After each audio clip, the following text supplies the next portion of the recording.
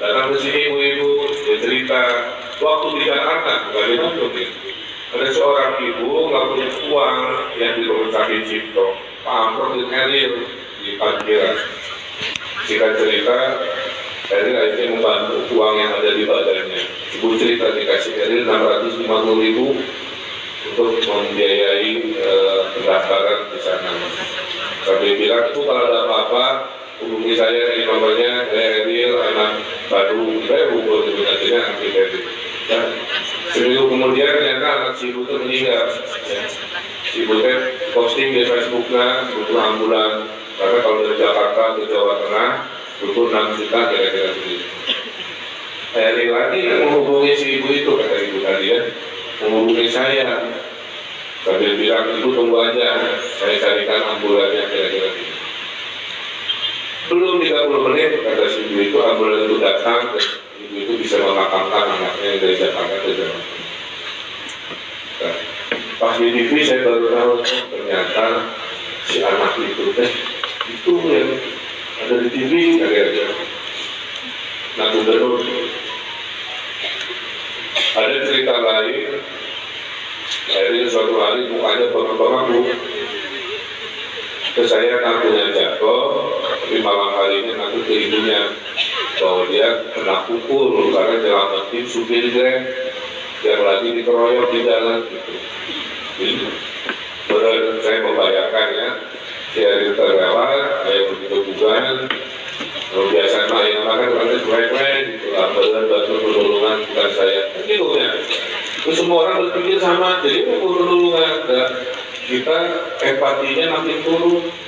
Udah emosi lakatnya, sok berasumsi, baturnya juga pertolongan bukan diri kita kan. Jadi zaman aja nama mereka di video lah. Ya, kacau. Oh, udah munculkan soal itu. Baru di-upload, baru pertolongan. Nah akhirnya di momentum itu saya membayangkan dia berhenti, dia turun, dia melerai, malah disangka jadi balada si supir kereta, akhirnya dikebukan ke anak saya. Jadi mulai gengsinya dari kata bapak nama. Di TB mahasiswa pernah bersaksi, ada lansia susah nyebrang karena lalu lintas padat. Tiba-tiba saya lihat Eril ke samping dari rombongan itu, terus ikut nyebrang, pura-pura nyebrang, sehingga lalu lintasnya melambat, maka si rombongan lansia bisa nyebrang.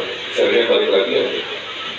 Jadi dia itu intinya ingin menolong, tapi nggak mau ngasih tahu bahwa dia ingin menolong, ya. Biasanya menurut pengadaan kan nggak mau juga kita dipegang gitu ya. Caranya mah memperlambat lalu lintas. Ada ibu-ibu tukang bayar geprek nangis terus.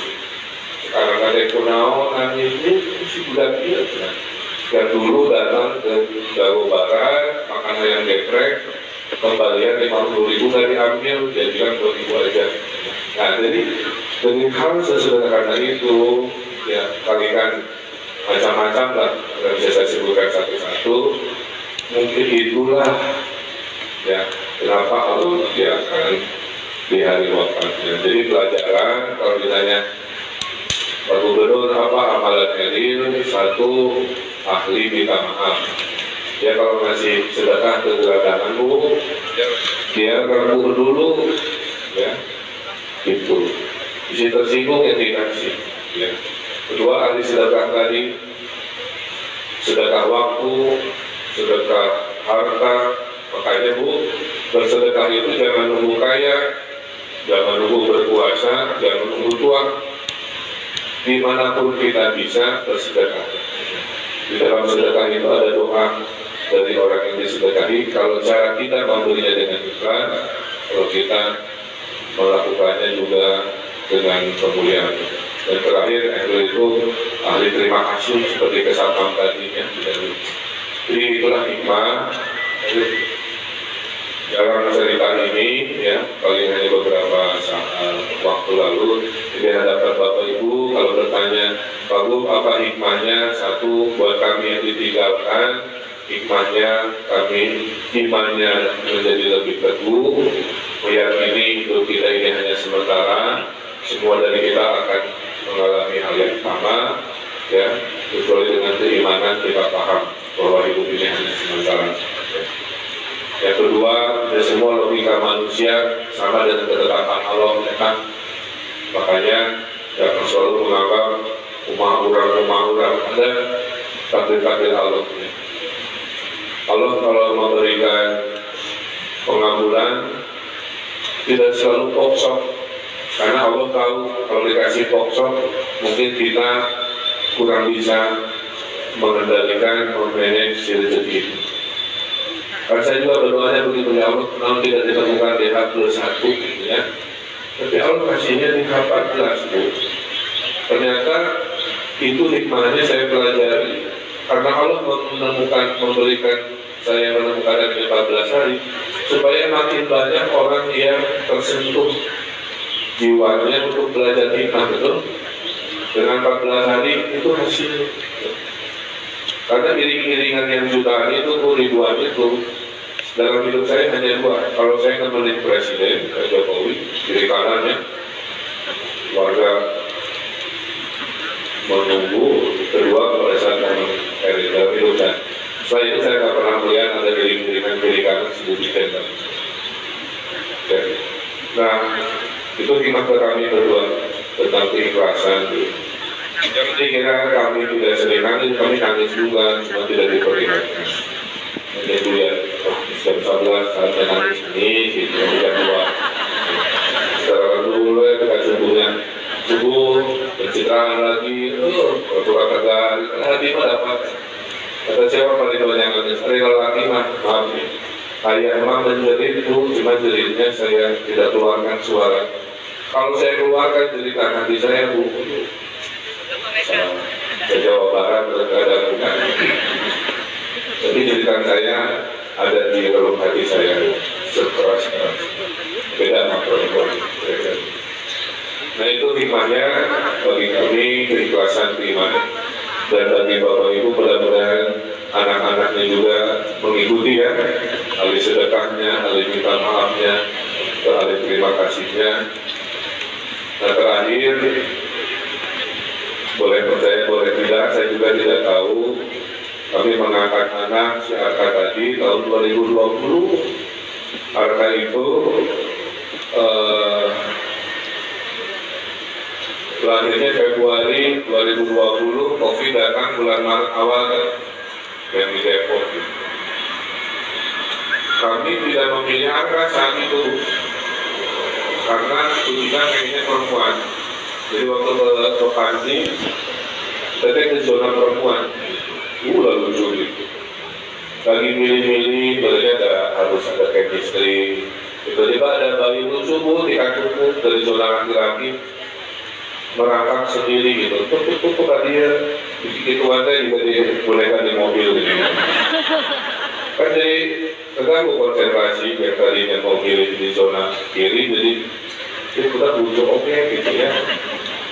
Akhirnya singkat cerita, kodarulahnya di momen itulah kami berdua memilih si anak ini dan kami asuh seperti kami mengasuh Eril. Jadi pada saat Eril pergi, tiba-tiba anak ini tuh tiap hari ya bikin kelucuan kayak. Jadi hati saya yang kadang-kadang pun terkala sedih kan, lihat Arka dengan ucapannya tindakannya itu jadi terhibur. Jadi mungkin itulah skenario Allah ya Bu kepada kami kehilangan, tapi kami juga mendapatkan yang baru sehingga keluarga kami tetap punya dua anak soleh-solehan yang kami itu saja. Mohon izin agak panjang, ceritanya lebih tentang kronologis. Mudah-mudahan saya doakan Bapak Ibu panjang umur semuanya. Karena panjang umur itu dua Bu, ada panjang umur fisik dihitung pakai bulan, itu berapa? 50 tahun, 83. Ada umur panjang kebaikan selesai tahun ya. Nah hari itu mungkin usianya hanya 23, tapi usia kebaikannya mungkin melebihi usia fisik. Jadi saya bersyukur. Usianya boleh menurut biologis pendek, tapi ceritanya panjang. Makanya sampai hari ini Bu, ribuan orang ya kalau semingguan itu masih ke makamnya. Kayak tadinya makamnya kami biasa aja, akhirnya kami kasih pendopo buat orang tersebut dan mohon doanya. Ada masjid ya Bu, doa ya Bu ya. Saya punya 2 masjid yang saya dedikasikan untuk orang yang saya sayangi. Ini saya buka aja. Satu, Ibu tahu Masjid Al-Irsyad di Kota Batu Parayangan? Itu saya dedikasikan untuk almarhum ayah saya, ya, suaminya Najib, ayah saya. Jadi nanti saya lapor, jadi nanti bilang. Jadi di momen itu pada saat masih anak kosong Najib, saya berimajinasi bercakap-cakap dengan almarhum ayah saya, izin di sini akan dibangun masjid. Mudah-mudahan berhasil. Saya dedikasikan ke almarhum. Jadi kalau sudah ngerti Bunda Hindu, biasanya saya ke Al-Irsyad karena di sana saya berkomunikasi.